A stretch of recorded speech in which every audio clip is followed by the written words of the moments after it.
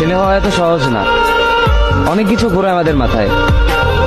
সব তো তোমার বইলা বোঝানো যাবে না, তারপরও কিছু বলি শোনো।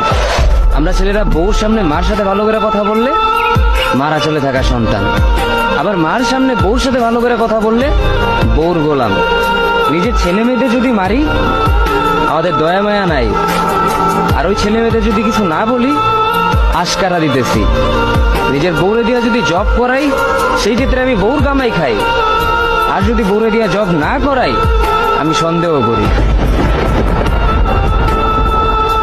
সারাদিন ঘরের বাইরে থাকলে আমরা ভাদাইম্মা, আর যদি ঘরের ভিতরে থাকি তাহলে বেকার, কাজ কাম নাই।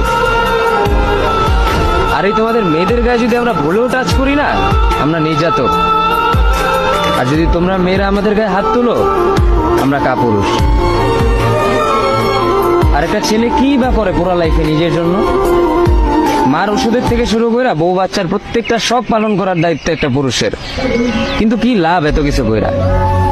দিন শেষে একটা ভুল করলেই সবাই ভুলা যায় যে কে কি করছে তার জন্য।